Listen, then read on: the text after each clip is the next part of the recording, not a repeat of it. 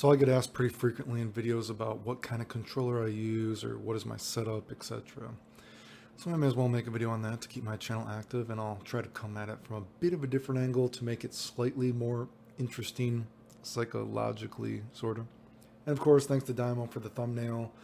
And if you like these kind of videos, if you leave a like, comment on it, share it, whatever, it helps the algorithm crew, whatever. Thanks. Anyway.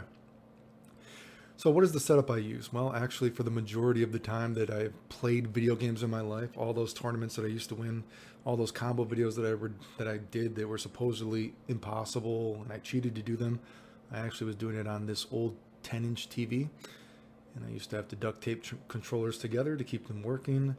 I didn't even have a PS3, so I had to borrow a PS3 whenever I made those Marvel videos, all that kind of stuff. So yeah, that's actually what I used to play on. So I suppose the point of this picture would be that you do with what you have, right? And you try to make it work. And, I see people complain about their setups a lot, or they don't have money, etc. And well, this is what I played on the majority of my life. I played on this for video games. It was nothing. It was bare bones crap, dude.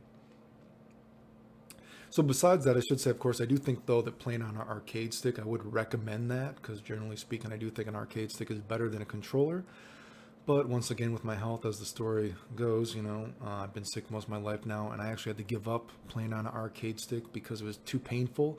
And eventually, I had to even have surgeries on my hands, and, I had to teach myself to play on a controller, which, eventually even that's not going to be possible, it seems like. But besides that, for what controllers I generally use for videos and when I've played, for Street Fighter games, generally I've used a Sega Saturn pad. I think they work fine enough. I don't have a real big problem with it. For Guilty Gear, generally I use the PlayStation 1 pad. Generally speaking, I feel like a PS1 pad functions better than later versions. Let's not even get into this PS4 DualShock, whatever the hell they're called. So yes, I have made all those Dragon Ball FighterZ videos on a PS4 DualShock controller, but these new controllers, I always feel like they break so easily despite being so much money, despite old controllers working for a long time back in the day. You might ask, though, why did I play Guilty Gear on a PS pad but not a Sega Saturn pad, despite me thinking that a Sega Saturn pad is better?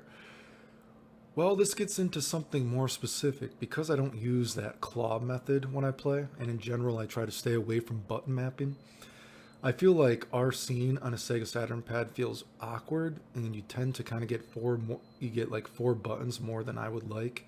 And also, if we're going to say something specifically, like say the Kai Impossible combo that I do, I showed how you got to slide your fingers in a very specific way to do it. You got to slide it as fast as humanly possible without going into instant kill mode, which is, pretty difficult on a Sega Saturn pad and feels awkward in my opinion. Although I guess, for certain, say, Ryu, Hurricane Kick, DP as a reversal, option select, those kind of things are easy on a Sega Saturn pad. I think it feels like it rolls off your fingers pretty easily. But, this kind of gets into something, that sometimes you're just used to something. You know what I mean? It's because it's what you originally learned it on, and there's like a muscle memory factor, right? So an example would be, I know this hurts people's feelings, but I don't play a lot of video games, I'm a nerd. I play a lot of video games maybe for a regular person, but for a nerd, no, right? So, I am a nerd, but I'm not playing fighting games 8 hours a day. I don't care about any of this ridiculous nonsense that people are talking about hours and hours a day. I don't do that, right? So, sometimes, though, you're just used to something. You got the muscle memory, right? Like, Guilty Gear was originally a PS1 game anyway, and I'm only so used. I only play games for so long anyway, so the little muscle memory that I have, I just try to go with it, right? I already, I use the game like Soul Calibur 6 as an example too. Like, me and a friend played that for a little bit, but we stopped playing it because at the end of the day, we don't play games enough to relearn a different command for an old move. We already have the old muscle memory for doing it the old way.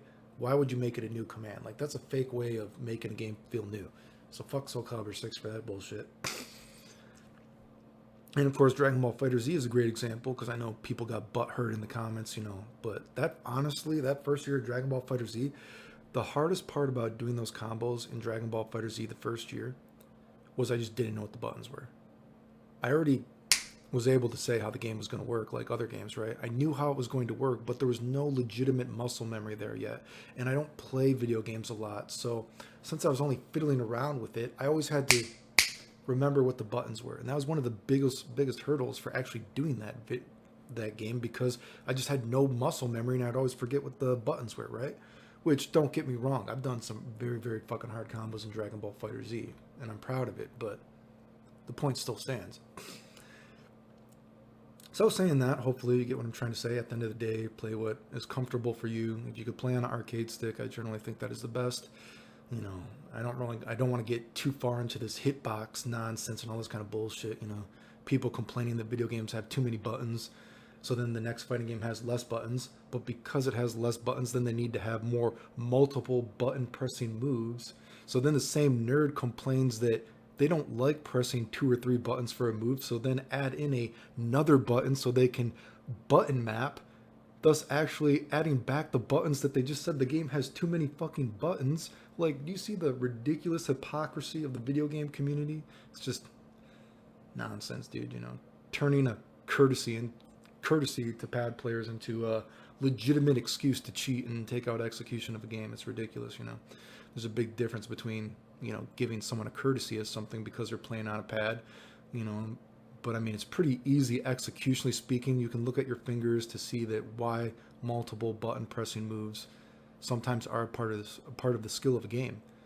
Imagine trying to hold down 3 buttons for Balrog. You know what I mean? You only have so many fingers if you're trying to hold down 3 buttons for a tap. Of course, it's supposed to be a skill. I mean, now video games, you have less buttons, so you have more multiple button pressing moves. And the games are designed around being able to press multiple buttons like clockwork and not fucking it up, right? It's a core part of what makes you good at the game, right?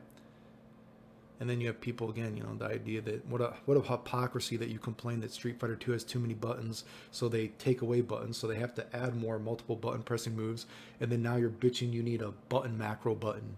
Like, ridiculous, right? But anyway. But there you go. Point is, play with what you're comfortable with, and don't use the poverty excuse, because you would be surprised with what you can do, actually, if you don't always just make an excuse every 5 seconds. The end.